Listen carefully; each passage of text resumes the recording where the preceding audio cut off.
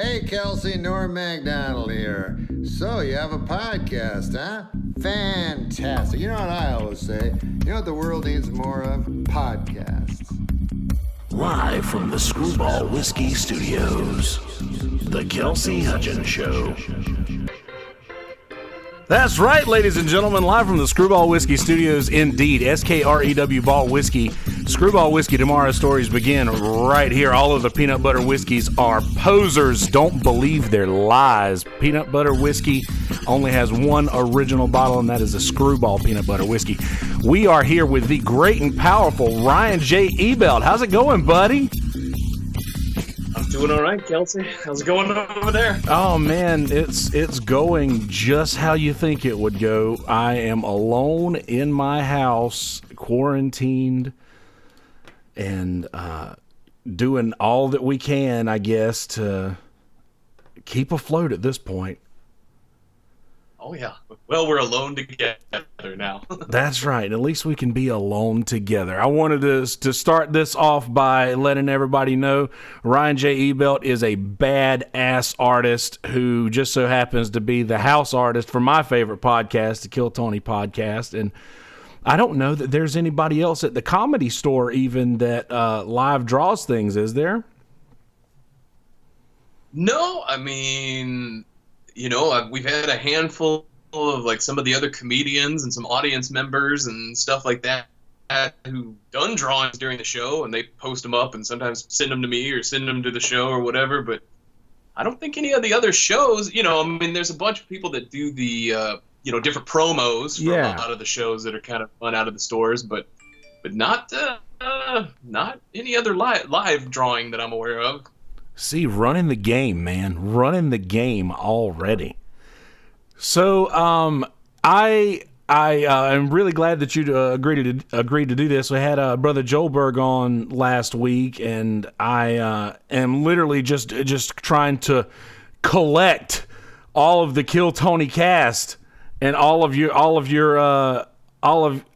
great people who have like made life a lot easier for us, especially during this time. But just it's a lot more fun to get with a group of folks, and I'm also part of the Kill Tony Discord, and it's nice to get with a group of folks who are like-minded, I guess, and into the same kind of shit, so to speak.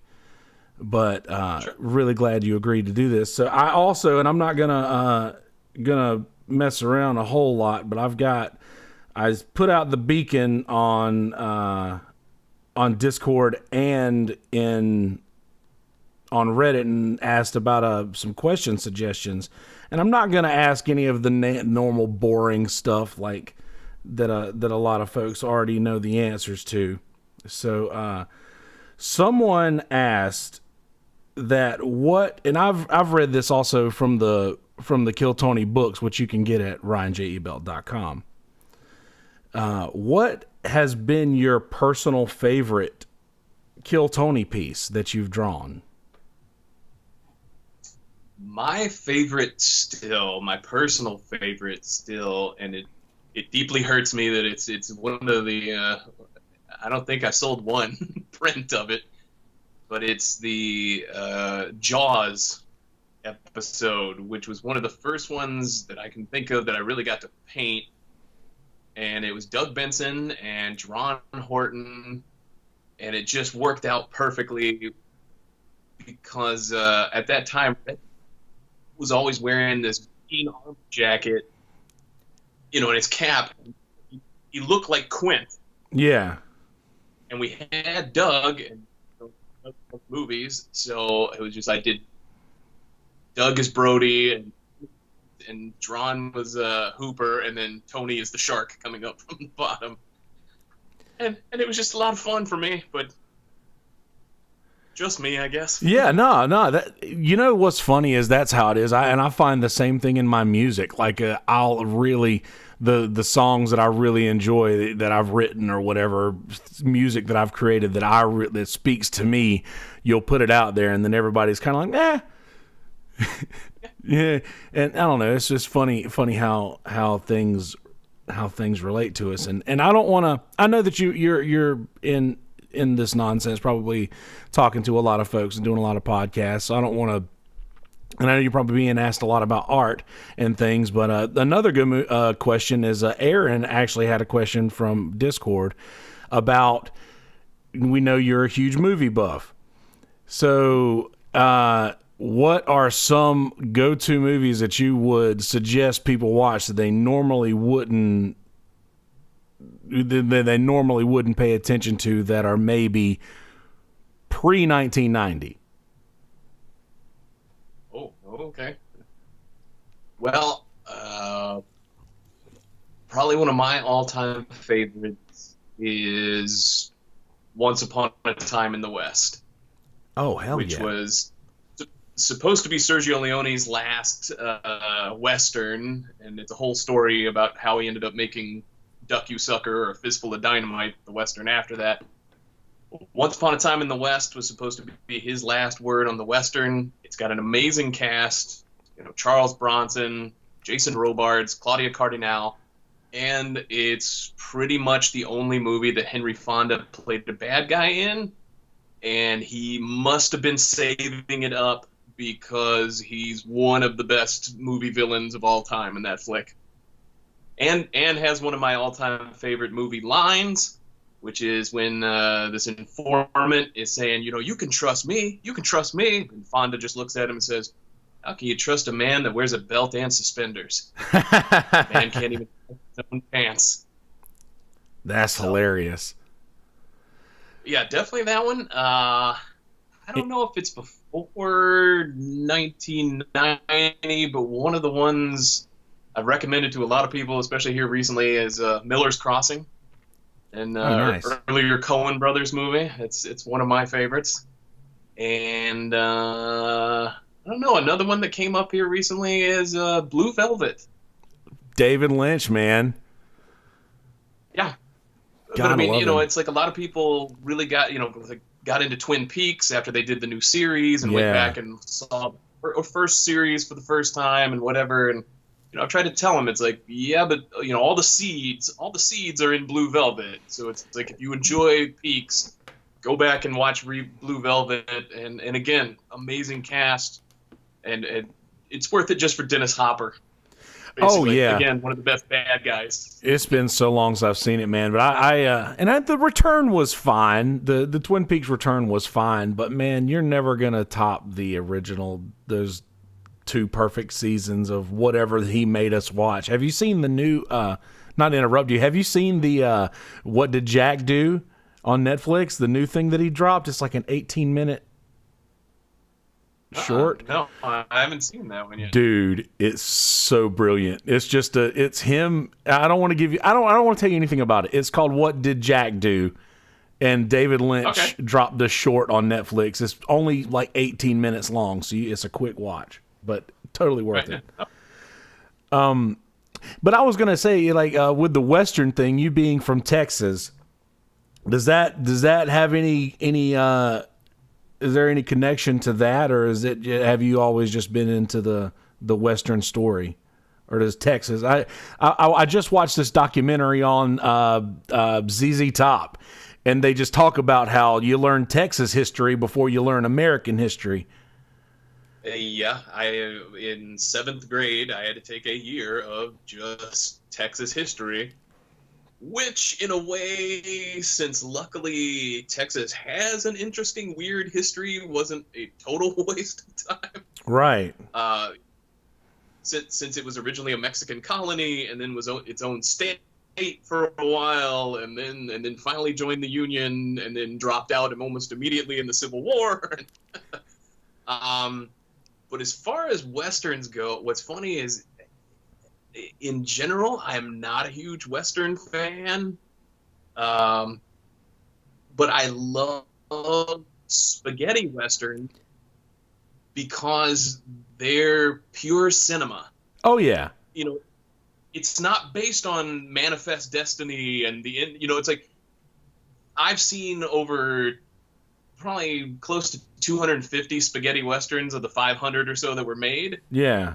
And I think one of them has a cow in it. So it has nothing to do. It's very Catholic. It's very operatic. Oh yeah. And it's just these larger than life stories that it's what the Europeans thought the West was, and that's what makes them so fascinatingly bizarre. That's whereas pretty funny. like as far as Texas goes, I'm more of a Chainsaw Massacre. Oh, for sure. Terry Southern, the guy who wrote Easy Rider and Dr. Strangelove, was from Texas. Like that's more in my wheelhouse than westerns. Or normal Hollywood westerns, anyway. That's probably I'm very much into horror movies. I'm a big horror guy. And, like, I would say that probably, I don't know, Hitchcock was a pretty big influence. Not saying influence, but influence on what I would like in the future, because he let the story do most of the work. And I don't know, I kind of enjoyed that take on it. What are some of your are you a horror guy? What are some of your go-to? You say Texas Chainsaw Massacre, and I love those. I like anything where you can tell they use chocolate syrup for blood. Oh, I've always had a hilarious thing with like the early David Cronenberg movies, because the blood is horribly fake. Yeah. But whatever they were using is so disgusting that it's as effective as if the blood looked real. See, that's what someone said about an impression. I think it was actually on Kill Tony. Was somebody said that even a funny bad impression is better than an accurate impression. Sometimes. Sure. But yeah, that's funny. Actually, well, yeah, I mean, the original Chainsaw Massacre I love. The Hitcher, the original with Rutger Hauer, has been a long time favorite. Take notes out there, guys. Because it still features one of my, again, favorite lines in all of movie history is, no dialogue for the first 10, 12 minutes, and then C. Thomas Howell opens the door for Rutger Hauer, and his first line is, "My mother told me never to do this." and it just goes really, really wrong from there. So. As things do. So, I'm looking back here at the questions from the Discord. We're gonna and a lot of folks. I mentioned this last night. We have chats in the Discord every night in the voice chat or whatever. And I was saying a lot of people will take a show and they'll portion everything out nicely. And of course that's probably why they're so successful. But I like to sprinkle things in as we go and add to the conversation by dropping these questions randomly. But Arky was wondering, do you fuck around with any with other mediums like digital or paint or like dry macaroni and glue? Any other forms of art? Well, I mean, this behind me here was a oil painting that got started and then got derailed. So, but no, I've basically at least dabbled in everything except for reductive sculpture. Nice. Which is, taking a piece of rock and chipping away at it. I mean, the closest I get is whittling, but that's really the only one, pencils, pens, pastels, paints. I mean, basically a little bit of everything. Now, you say whittling? Do you do a lot of whittling or a little at all? More when I'm back at my parents live in the middle of nowhere outside of San Antonio, and when I'm back there, I might sit around on the porch and mess around with it, but not so much here. Nice, man. I do a little woodworking every now and again. Mostly just whittling, all hand stuff. I try to use as little electricity as possible with stuff. But sure. Yeah, you mentioned bring it back to Texas. Sorry, my mouth is getting ahead of me. Bringing it back to Texas. Do you mess around with any Texas sports at all? Do you get involved with the with the Texas sports nation at all? Well, that's the sad thing. My team growing up does not exist anymore. That was the Houston Oilers. That was the first time I went to a pro ball game with my dad. And they don't exist. And, people go, well, what about the Texans? It's like, well, they didn't exist until long after I left Houston. Right. So the only one I still will follow and until they usually get really disappointing is the Longhorns. I was a Longhorn. I went to UT in Austin. So yeah, man. My best moment, living in LA was when USC, they played USC for the championship. Oh yeah. I had all my friends went to USC or were USC fans, and so when Vince Young basically trounced them right there at the end, that gave me some nice gloating material for a couple of years. Man, anybody who knows anything about college football knows that game always comes up when discussing the greatest national championships of all time. Oh yeah. Man. I started watching it. I was at work. I was working on a movie at the time. And we were doing long hours, but the guy had it on in the office, and I started watching it and then had to leave because I was like, no, this is making me too upset. And then I got off work and I went home, and a friend of mine had on the last quarter and invited me over. I was like, all right, I'll go do it. And I was glad I did because of how fantastically out of this world it basically wrapped up.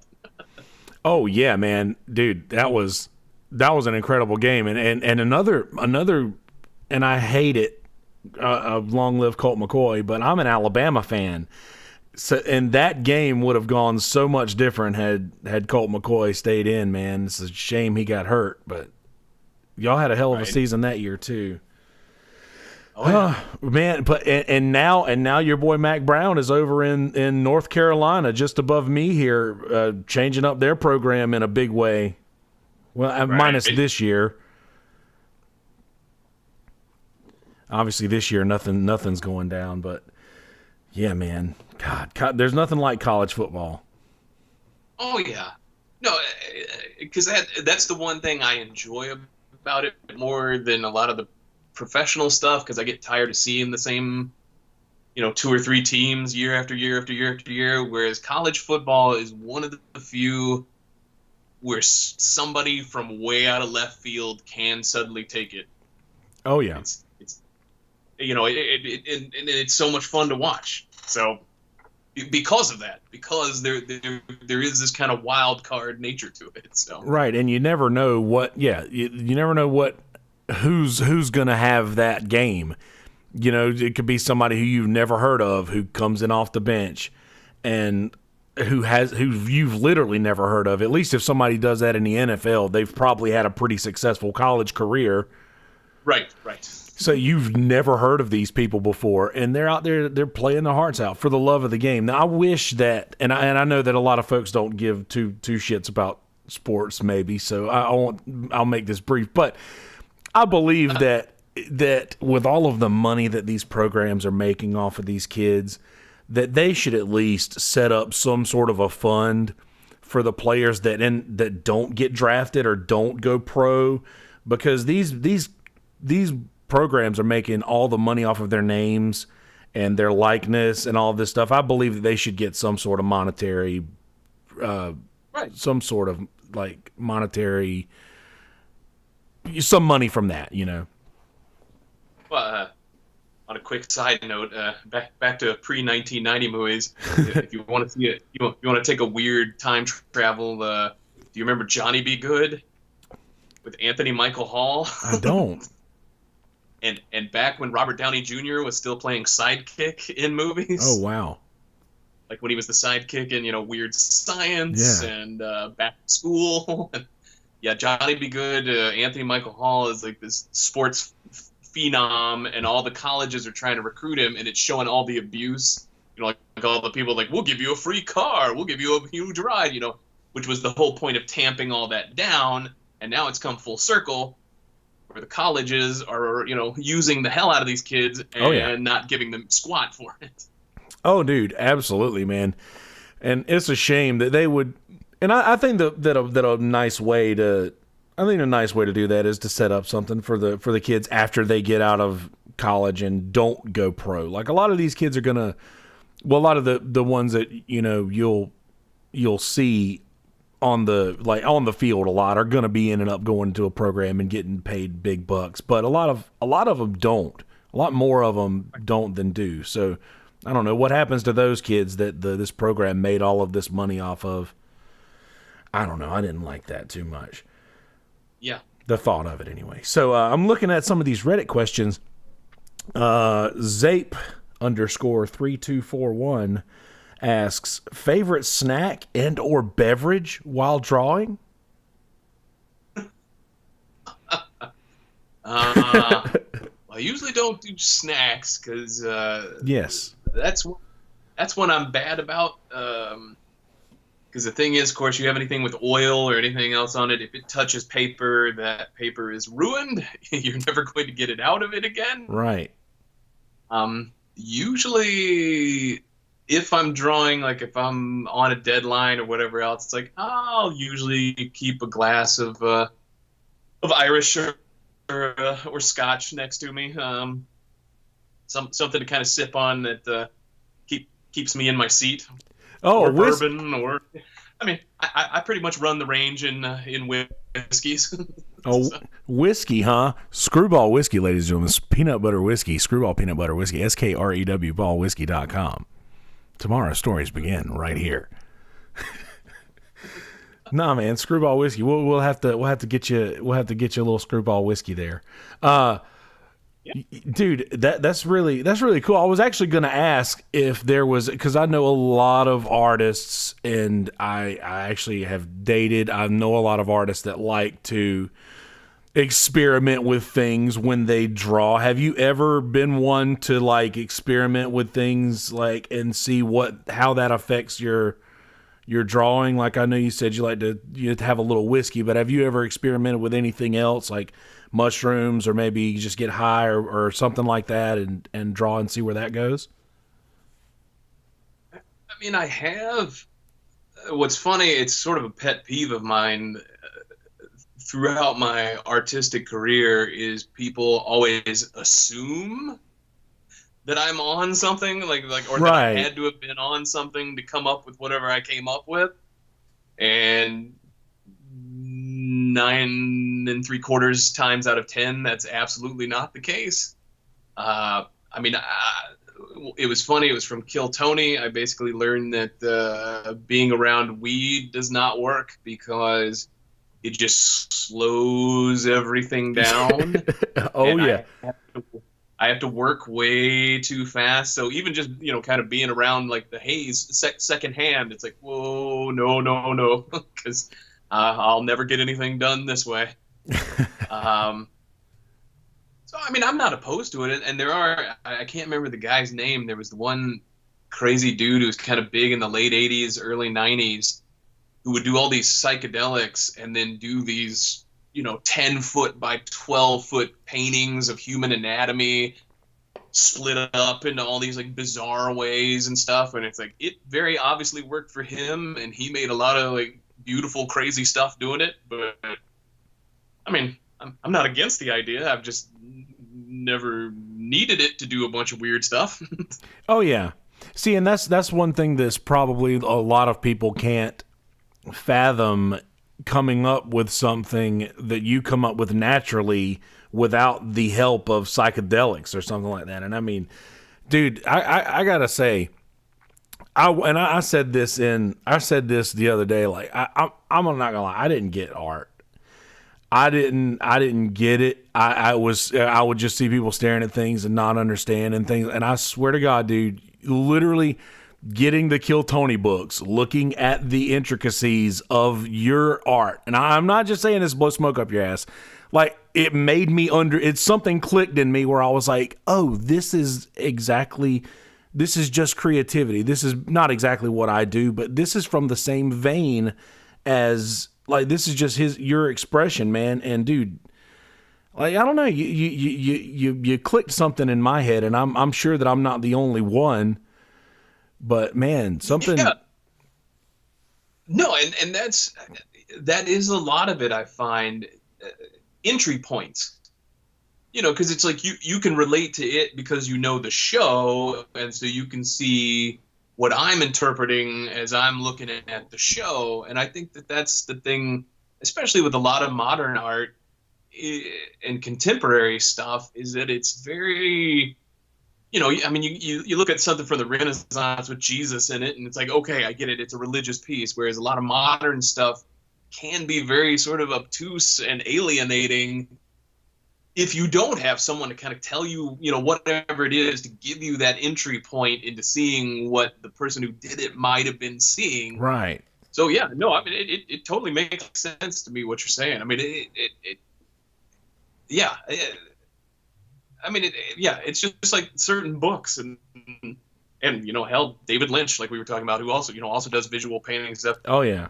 Some people tap into him right away and love it, and other people are like, I don't get it, I don't enjoy it. I have no need to watch any more of it. So oh yeah, and man, I feel like it's one of those things where you get into something and you realize, oh man, like I've been somewhat missing out if I would have just like. I think that maybe a lot of folks because I'm not a great artist, man. I can't draw stick people, and I think that a lot of people who stop at that, and then you've probably heard, I can't draw stick people, just that line 1,000 times, and people just say that, oh, I can't do this, so I'm not going to try to understand what it means or anything, and I think I had that mindset for a long time, but man, you broke me of that.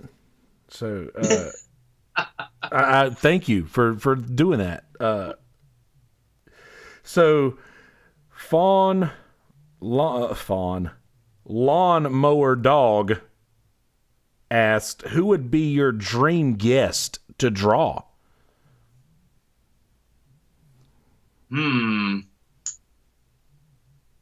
don't know. There's a bunch of different people. I mean, Tony, I know one that Tony's been working on for a long time that I think would be a lot of fun is Dice. Oh, yeah.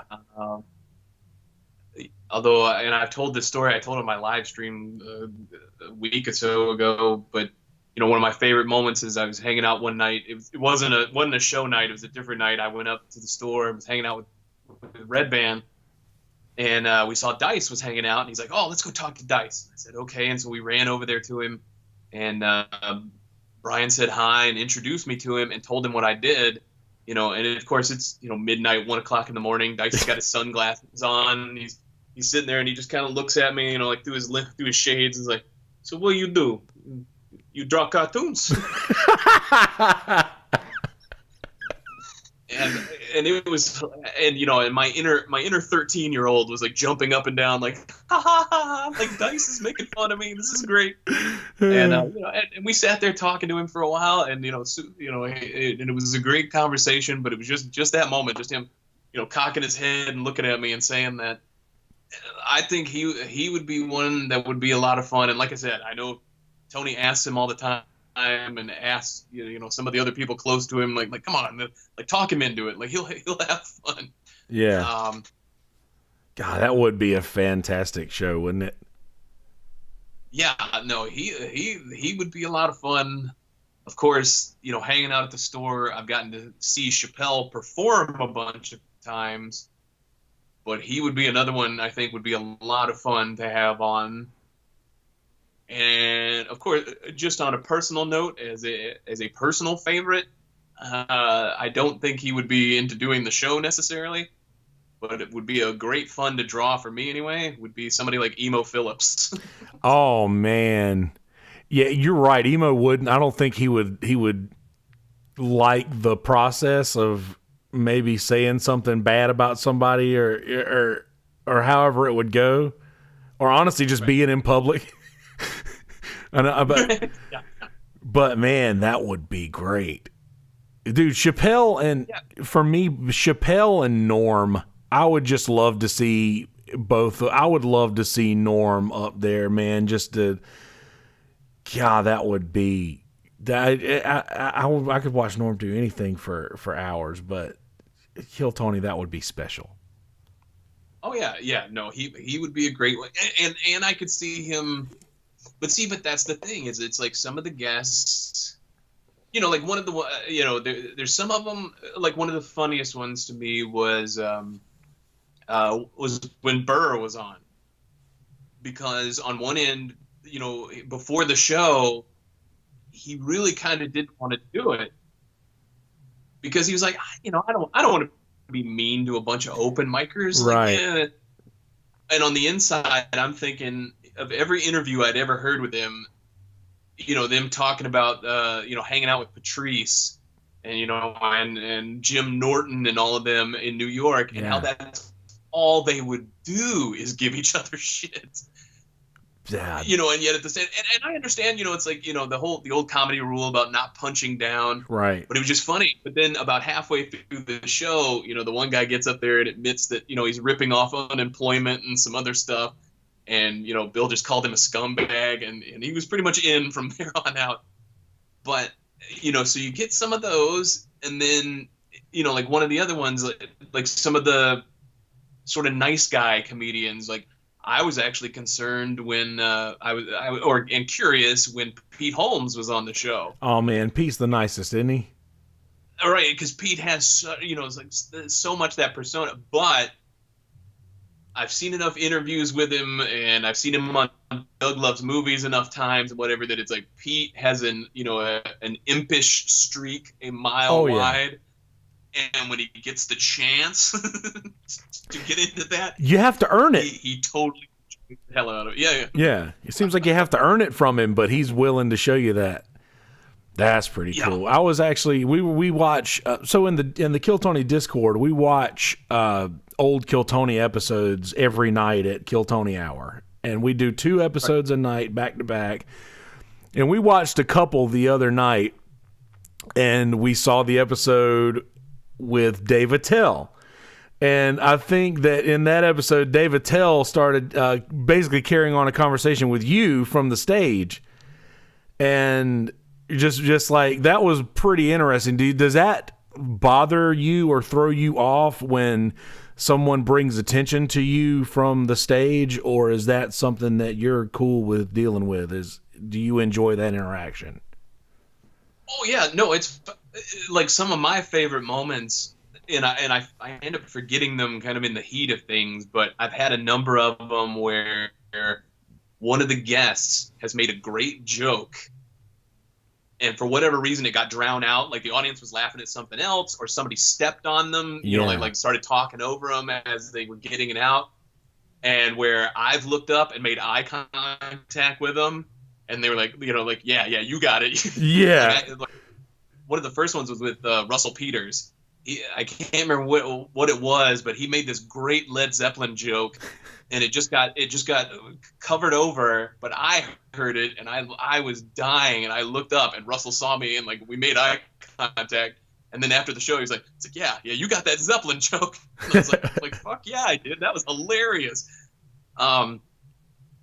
The only one that's ever, that was super weird, and I don't think I've told this on one of the shows. I've done it on my live stream, but it was the first time Rogan was on. It was him and Ian Edwards, and Rogan was late. And so I'm already working on the show, but like I kept the space for Joe, like knowing he was going to be there. And then he gets there, sits down, notices me, asks what I'm doing, like thinks I'm writing down the jokes or something, like, what's this guy doing? And Tony explains to him what I'm doing. And so Joe's response is, oh, he can draw anything? Well, can he draw me black? And I'm just going, oh, God, because it's like, okay, this is the first time I've met him. This is the first time I'm drawing him. It's like in some ways, and he's obviously a big deal at the store, and a big deal in, comedy and everything else. It's like, how do I appease him and hopefully not offend Ian, who is sitting right next to him? And the only thing I could come up, it's kind of a boxing themed drawing, because Joe was on there. I was like, all right, martial arts, mixed martial arts. I'm gonna do, I'll do some old school boxing stuff. And so I gave him kind of a Muhammad Ali era, like early Ali era afro, which was great because then when I posted on Instagram, it led to a lot of Joe Frogan and Fro Rogan and all these play on words. But it was like it's as close as I could get without being offensive, basically. That's pretty hilarious, man. Oh, Joe, I do remember that. I remember we watched that episode, and it just seems like we've watched every episode recently, just because we watch so many all the time. But yeah, we've seen that episode recently. And when I noticed Dave Attell, and Attell is Attell is one of my favorites easily. I think that he's one of everybody's favorites. As a matter of fact, I think that I don't know if it was Tony who said it, but they were like, if Dave Attell isn't your favorite comedian, we're probably not going to be friends. But man, it was really cool to like. And then they were messing with you, does Art ever get you laid, or does he get laid by doing that? You just like stuff. Does it? Somebody else asked about that. Does Art get you laid?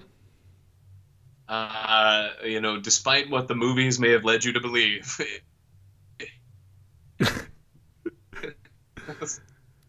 Yeah, dropping all the clothes, wanting me to, give him a drawing and then a roll in the hay. Yeah, I'm not against the idea. It just doesn't happen as much as you might think. It's like draw me like one of your French girls, except it's Tony. Oh yeah. although that is one. It's like I'm open to commissions. It's like if people want to hire me to draw stuff, I'm not against it. Right. But the number one thing that seems to come up is, of course, people say like, they want Tony having sex with Brian, or some iteration thereof, and it's like, no. Yeah, it's not as funny as you think it is, and no, not worth it. Not worth it. Yeah, that's funny. And I actually, when I was speaking with Joelberg the other day, we actually talked about Tony a little bit because his on-show and on-stage persona sort of depicts him as something that he might, not be. Like from what I hear is like he's totally not the way that you would think that he would be just by watching the show. Like, have you noticed that? Does he seem like the role, so to speak, that he plays on the show is a little bit harsher than he actually is? And I don't say harsh. That's a bad word to use. I don't mean it like that, right. But no, and not to say there's no reality to it, but he is a big wrestling fan, right? And he likes the heel, like he likes the heel persona, especially the people who manage to take the villain, like the heel persona, right, and get huge with it, right? Like who really because usually it's the hero, but so there's a big element. It's like he is very supportive. It's like he's very conscientious. It's he wants to see people do well, and he does a lot to try and encourage people. It's like, and you'll see it after the show all the time where like someone gets up there and they tried really hard, and it didn't work, and then they just get flayed alive by the panel, and then after the show it's like they have a little liquid courage or whatever and come up and like talk to Tony, and it's like. And he talks to them, and it's like, and he'll give them advice, and it's like, well, it's like, and he tries to help them along. It's like, you want to keep doing it? Yeah. Keep doing it. Work on this, work on that. It's like, so it's like, it's a little bit of both. I mean, it's, like I said, it's not a total fabrication, right. Like we were talking about Pete, he's got a mean streak in him. But at the same time, it's like he is a very honest and like very supportive person. So yeah, he seems very much like that. Like you can even tell in the middle of interviews if he seems like they go too hard at somebody. He'll give them the fist bump, or he'll give them the sort of some recognition to say, hey, this is just a bit. Like we'll not necessarily. A bit, I guess there's some truth in it, but he does seem to make sure that they understand that he's not trying to be malicious. And it seems everything that he wants to do, he's doing from a place of wanting to help. So Jeopardized Bean asked from the Reddit, which guest showed the most genuine interest in your drawing? And would you ever collaborate with Red Band in a Death Squad project? Yeah. So yeah, is any who's been the guest that showed the most interest in your work? Well, not to get sad or sappy. There's basically two that immediately spring to mind, and both are gone. Oh man. The first one, who really said something nice to me, was Ralphie. And it was after Ralphie had been on, I want to say the second or third time he had been on. And I don't remember if he said it on the show or if he just said it to me afterwards, but he just said, he's like, man, I love you. You always draw me better looking than I actually am.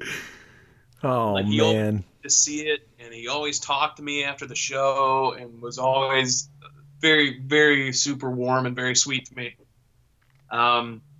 The other one, like almost all the comics who were like featured, like, who've been on the show a bunch of times and, obviously like featured pretty heavily in the books and stuff, all, like enjoyed seeing the book and enjoy, like flipping through it and looking at it.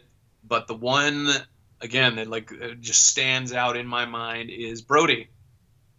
Because when the first book came out, I would bring it to the store, like I'd have a copy with me all the time. And, and Tony would say, whoever was the guest that week, like, oh, have you seen the book? You're in the book, and would show it to them. And Brody was the first one who Tony like takes me over there and like, we're talking to Brody. He goes, yeah, show him the book. And so I get the book out and I hand it to Brody, and Brody starts looking at it and steps away a few feet, kind of away from like everybody was gathered around talking. And he was the first one to literally go through every page. Like he sat there and it's like, he really took his time and like looked at each page, and then came back over and handed it back to me and said, like, this is really great. This is really something special. And that, has absolutely stuck with me. Because like I said, everybody seemed to enjoy it and like that they were, in the drawings and in the book and all that kind of stuff. But he was the first one that did a page-by-page leaf through, and it chokes me up a little every time I end up thinking about it, basically. Yeah, man, Brody, that one. And honestly, I hate to admit that, because I'm in South Carolina, and I didn't know a lot about Brody, unfortunately, until after he passed. Like I just seeing all these comedians that I knew and loved posting pictures of him that day, and it sort of made me go back and dig a little. And honestly, by way of doing that, finding him on early episodes of Kill Tony, that's sort of honestly what brought me to the Kill Tony world was basically him and Ron White, of course, your Texas brethren. Yeah. Oh man, Ron White, being from the South, dude, and I mean, I'm not sure. I think you may be a little older than me, but I'm not sure. But just having the Blue Collar Comedy Tour coming through and being huge names and Southern voices in comedy, like there was not a lot of, like, I mean, Bill Hicks was removed from that point, and so I mean, there was not a lot of voices, Southern voices in comedy until those guys came out, man. That was huge. Well, and even with Hicks, Hicks in a lot of ways was a lot like Brody in that he was a comics comic. Like all the comics knew him and enjoyed his stuff, but he wasn't, he was huge in England. Oh yeah. But he wasn't huge here, until after he died and, all the albums came out and all that stuff. I mean, what was fun was when I lived in Austin, in the middle of the night on public access, they would run Bill's sets, like that had been taped at like the local pubs and like in Houston and stuff. And he had a bunch of his friends still lived in the area, And so they would also run, if you can find it, it's one of the goofiest things ever made, is Bill's movie that he made with his buddies called Ninja Bachelor Party, where they went around with a camcorder and a shitty VHS camcorder and filmed this movie and then dubbed all the voices in later. And it's one of the most hilariously ridiculous things ever. And they used to show it, like I said, in the middle of the night on public access in Austin. But yeah, no, I mean, because like I knew pre-blue collar, I knew Foxworthy. Oh, for sure. Because Foxworthy had been on a couple of he was on one of Rodney Dangerfield's specials on HBO and a few other things. But no, I mean, you're absolutely right. Well, and then Sam Kinison. Kinison was huge in Houston. Like that's really where he broke out originally. And and was this radio, Southern radio evangelist, but at the same time, there was nothing about Sam that you would identify as being Southern really at all. Right. It's funny too. Like I heard Rogan say of Sam Kinison that when people were saying he used to be a preacher, like how did you come from being a preacher to being a comedian? He was like, oh man, being a comedian's way easier. He says, I just got to make them laugh. He's like, I used to have to save their lives. Yeah, just had a brilliant brain. What a brilliant brain.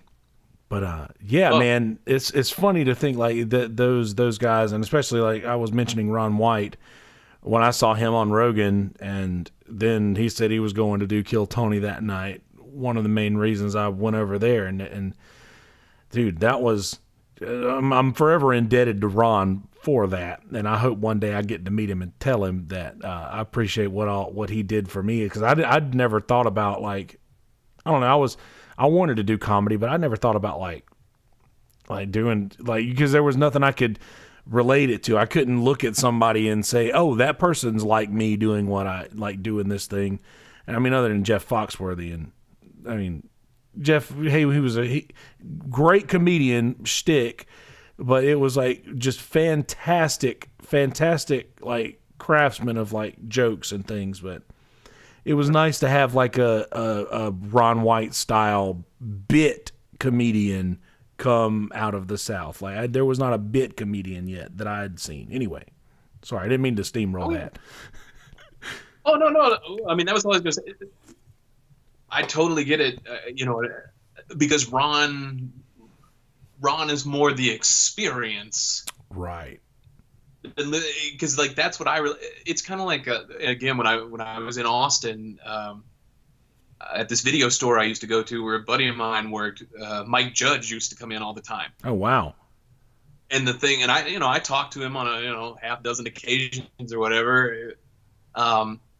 And what was interesting to me at that time was that was kind of just before King of the Hill got started. And what fascinated me about King of the Hill was there was so much in it that was so, to me, very Texas specific. Yeah.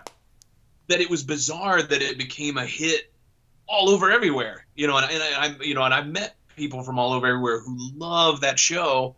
And it's always funny to me because there's so many elements that I watch and go, yeah, but that's really Texas. Like that only, like I have never encountered that outside of Texas. But there, again, like you're saying, like with Ron and some of the other stuff, it's like, but there's something about it. Yeah, that man. Translates to people all over everywhere.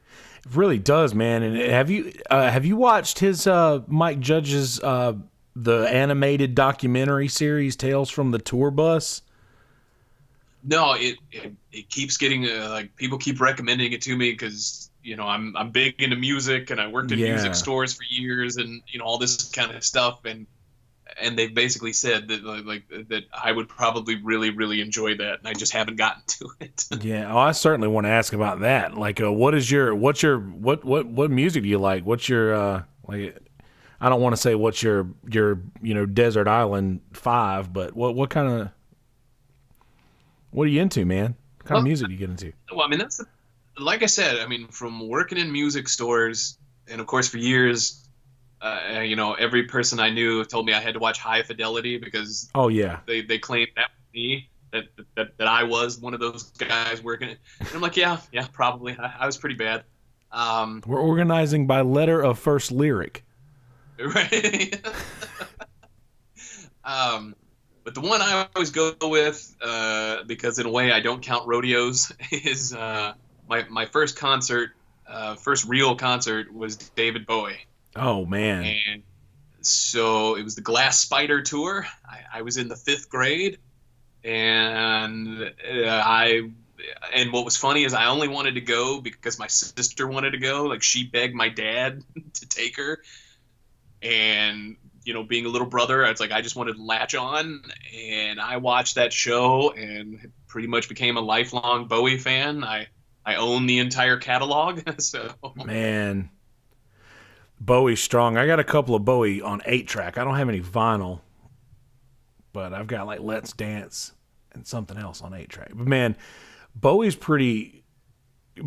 that one stung a little bit. Me saying I'm a cover artist in Myrtle Beach. Like, I play just covers. I do sprinkle originals in, but I'm a cover guy, dude. We added that year that Bowie passed. There were so many artists that died that year. I think that was the same year as Prince. I'm pretty sure that was the same year as Tom Petty. There were so many artists, and I was like, I'm so sick of having to add songs to the set list because artists have passed. But man, when we started doing Space Oddity, and because this is a difficult song, and I'm an acoustic guy, that's especially a difficult song to translate to acoustic. But right. man, that every single time it just seems like that always, and Under Pressure, man. Sorry, dude. If you've never seen it, I do recommend. I can't remember what it was for. It was for one of the big benefit concerts, like Live Aid, or one of those, one of the big British like charity concerts. There is a fantastic performance of Bowie doing Under Pressure with Annie Lennox. Oh, yeah. And Annie takes Freddie's part, and I mean, and don't get me wrong, I love the original. Oh yeah, for I sure. love Freddie, but it's a tearjerker in a lot of ways. Man, there's like just certain sounds that only the back of his throat can make. Just saying that scene in Inglourious Bastards, where she's putting the lipstick and see these eyes so green. It's like, Jesus. If you don't feel that immediately, you have no heart. Which is from one of my favorite cheeseball horror movies, Cat People. Never seen that one. I have the one sheet poster here somewhere for it. Nastasia Kinski and Bowie did the soundtrack for it. So. Man, he was an incredible artist, a huge loss, and it sucks that unfortunately a lot of these, and just like I was just saying with Brody, it sucks that so many people don't know about their greatness until they're gone. And it's like, and not to say they're not, because Bowie was very well respected, but I think that a lot of people didn't realize how, and the same with Prince. Like, people didn't realize how influential or how much he had written, or how much he was responsible for until he was gone. And man, it sucks that that's the case, but it is really good that those artists do get the due respect. Oh yeah. Finally. Although, to that point, one of my favorites was I saw Bowie in the 90s when he toured with Nine Inch Nails. And the next day at school, one of the other kids who had gone to the show was talking about it and was going, yeah, he was just trying to act cool, ripping off Nirvana. And I had to step in and say, you do realize he wrote The Man Who Sold the World before Kurt Cobain was born. Dude, I will give him credit. That was one of the more accurate covers I've ever heard, but yeah. It's a beautiful rendition of it. I just thought it was funny that this kid was accusing him of him ripping off Nirvana when it's like, no, Nirvana was covering him. Oh yeah, and I'm Hitler when it comes to that about giving credit to the songwriter, because I'm a songwriter. Like that, it's what I do, and I'm like, that this, and being in the South, when Tennessee Whiskey came out, the new version of Tennessee Whiskey that the Stapleton guy did, everybody was asking for that song. And I'm a country. I don't like the country they put on the radio today because it's not country. Heads up. Spoiler alert, everybody. You're being fooled. The music they're selling you, telling you is country music, is not fucking country.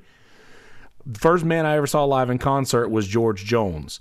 And I was a huge classic country fan, and just to hear, and granted, it was a good version of the song, but people play a Chris Stapleton song. I'm like, well, actually, George Jones did it first, and then David Allan Coe did it before George Jones. But David Allan Coe also did a lot of other racist shit, so I don't like giving him credit, but man, I'm very, very adamant about letting people know that this song came from here. Like this was the origin of that.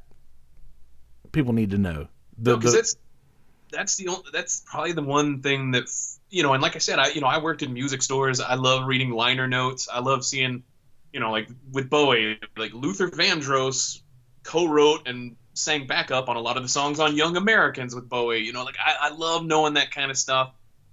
And to me, how much music has become white noise to people. Like they just plug in earbuds. They don't know what it is. They don't know where it comes from, what order, lineage, like nothing. It's all just kind of in the background. Right.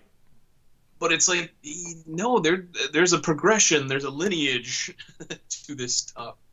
Although one thing you might enjoy, one of my favorite concerts I've ever been to was a couple years before he passed. I got to see Merle Haggard. Oh, wow. And I mean, I already liked Merle, like growing up. Like I knew him, from Texas, like from his country radio was all over. My dad's a big country fan. Oh, sure. But Merle's opening act was the Blind Boys of Alabama. Oh my God, dude.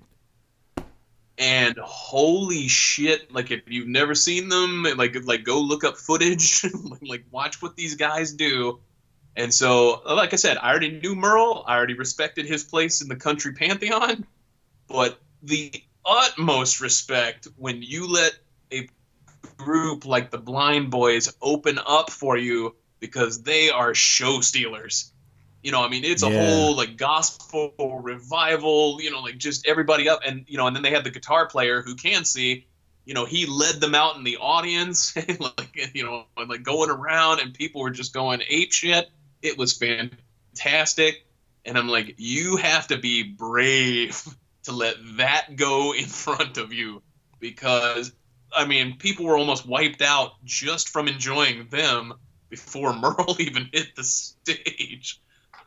That's incredible, man. The Blind Boys from Alabama actually did. I think they did one of the tunes on the Old Brother Where Art Thou soundtrack. I think they actually may have done a couple of tunes off of that soundtrack. I think you could be right. If I'm not mistaken, man, they're pretty incredible, man. And I'm a harmonies guy. I love good harmonies, and nobody does it like that.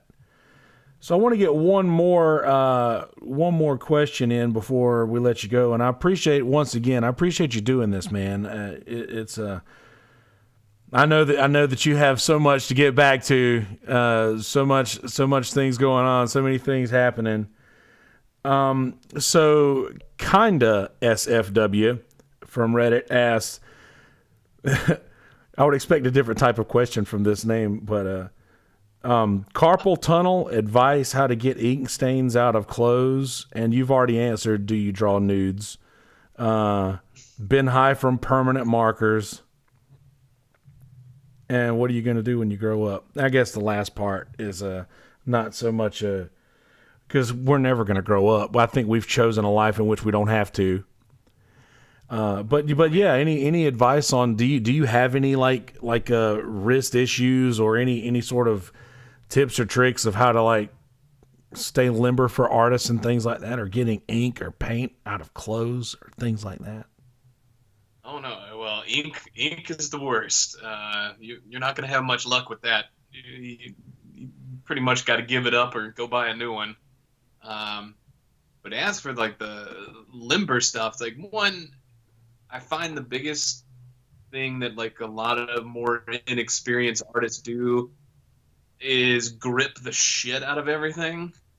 You know, like the pencil's gonna run away from them if they're not like you know, and they concentrate too much and they pay. It's like it's a much more zen. You know, it's you know, watch some Tai Chi. Like it's like you keep loose and you let it flow and you move with stuff and you don't get. I mean, you know, I'll do it. Like if I'm under a deadline and whatever else, and I've got to really hammer something out, I can do that to myself. Like I can get all locked up and tense and whatever else. But you know, the number one thing is it's like let stuff flow. You know, it's just like you know, like working with watercolor. I find like everybody complains about, oh, it won't do what I want it to do, and da da da da da. And it's like, well, that's the thing. It's water. Right. You've got to like you go with it. Like, don't try and control it because it's going to do what it's going to do just by the nature of what it is. Exactly. And it's the same thing like working with your pens or your brushes or whatever else. You know, I had a great art teacher in high school who basically said, like when he was teaching drawing, you know, me and some of the other kids who had more experience kind of got to go off and do whatever the hell we wanted. But he said, it always stuck with me, like teaching the other kids kind of, you know, just simple drawing technique is he's like, you know, you can always erase unless you use your pencil like a wood burner. You know, like one of those, remember those those like, heating iron things? Like write your name and stuff. It's like, yeah, you're not trying to carve the graphite into the paper. You know, it's like a nice, you know, loose, like keep it loose. Huh. Good advice for anyone. Keep it loose, ladies and gentlemen. So also, does any guest that you've ever had on Kill Tony stick out as very like easier or difficult to draw? Like who's maybe the easiest guest and who's maybe been one of the more difficult to draw? That was a question from King TK. I wanted to sneak a couple more in there. Sure. Well, my pat answer is Dom Herrera. Like I love Dom on the show. Oh, man. Like in general, like, he's a lot of fun, but he's one where you really have to screw up for it to not look like him. Yeah. He's so distinctive looking, and of course, you know, and that was sort of my joke. Although I just saw on Twitter he got a haircut and stuff. Was Mike Lawrence, because Mike Lawrence, it was just kind of like, you know, yeah, hair, a beard, and glasses, right? And you had it. And then of course, and then one of the other ones, kind of like Dom, is Eric Griffin. Oh man, Eric Griffin, he's got such animated features. He looks like a caricature, doesn't he? What's that? He looks like a caricature. In some respects, he's got these big expressive eyes. He's got this little like hawk nose, you know, and a big expressive mouth. It's like he is a lot of fun to draw. The harder ones, the one I usually say, and I love him. He's been nothing but nice to me, and I think he's very funny. But it's Greg Fitzsimmons. Oh man, because FitzDog has a very like general Irish face. Yeah.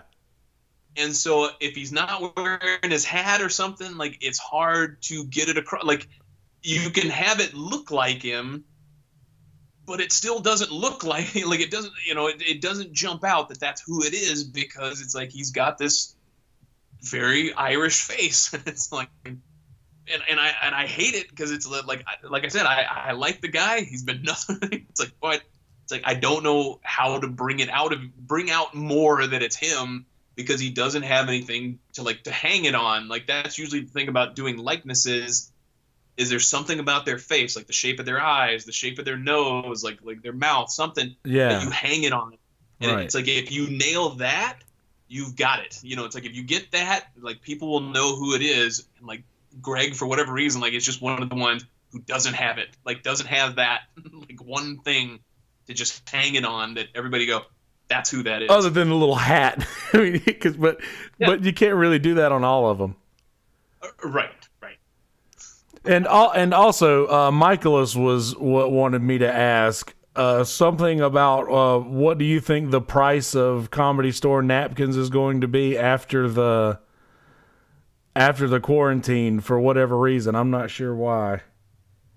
Oh, because he a while back, as a gift for someone, he had asked me to do a drawing, like a quick sketch on a Comedy Store napkin, like at the Comedy Store, like, you know, in the and so I did. Like I happily, like, while I was warming up for the show, I'd gotten all my gear out and I was waiting for Red Band to come out to start the show and stuff. And so I got one of the cocktail napkins and did him a quick drawing and sent it to him. And he put it in, you know, gave it to, I believe it was his girlfriend or wife, as we were discussing, his girlfriend. Yeah. And they put it up in a nice frame. And I think, and then he had me do one for something for Brody, something Brody related, a show at one of the local clubs or something like that. Like I did a second one for him, and so he's mentioned that he wants a third to sort of like to make a triplet out of it. So. That's really awesome, man. And it's really cool that you do that, man. You seem like you, and I noticed in your Instagram lives and even in your, and by the way, keep up the good work on social media. I'm following you out there. You're saying a lot of shit that a lot of people don't need to say. And if nobody else is hearing it, I am. I want you to know that. But it's you're doing a great job with that. But now I'm thinking about social media and I lost my train of thought. But it's really cool that you are it's very cool that you are as involved with folks who appreciate your work. You know, that's really, really cool of you, and I don't want to keep you any longer. I really appreciate you doing this for me, man. I really appreciate you, and I will say, as I did to Joelberg, I speak on behalf of Kill Tony fan base and Kill Tony Discord. We love you, and we appreciate everything that you've brought to the show, and we hope this thing never ends, man. We just this thing means a lot to us nerds out here, and we appreciate it, man. Well, thank you so much for having me. I enjoy doing the show. Most of the fans have been absolutely great, and I enjoy meeting them and meeting them on the road shows I get to go on and everything else. So it's absolutely my pleasure. Outstanding, man. Well, once again, thank you so much. And guys, I appreciate you watching and appreciate you listening out there. Don't think I got anything else for you. I think I'm trying my damnedest to get Brother William Montgomery to jump on here with me one day, and we'll see how that goes. I've talked to him a few times. We'll see how that works out, and maybe I can coax him in with a little Screwball whiskey, and we'll try to get you some Screwball whiskey out your way too, Brother Ryan J, for some of your whiskey sipping. But yes, speaking of Screwball Whiskey, SKREWBallWhiskey.com. Screwball Whiskey Tomorrow Stories begin right here. Also, Drama City Productions. I have actually been picked up on a podcast network, ladies and gentlemen. This is the first episode we're releasing under the Drama City Productions umbrella. Appreciate brother Ben over at the Small Town Mentality Podcast for making that happen. Also, shout out once again, Screwball Whiskey, SKREWBallWhiskey.com. Screwball Whiskey Tomorrow Stories begin right here. All other peanut butter whiskeys are posers. They are not the original peanut butter whiskey, Screwball peanut butter whiskey. I think that's all I got for you guys. Ryan J, I appreciate you, buddy. Thank you so much for this. Guys, in a world full of shitty people, don't be one of those people. Be a good person. It's not that hard. Peace, bitches.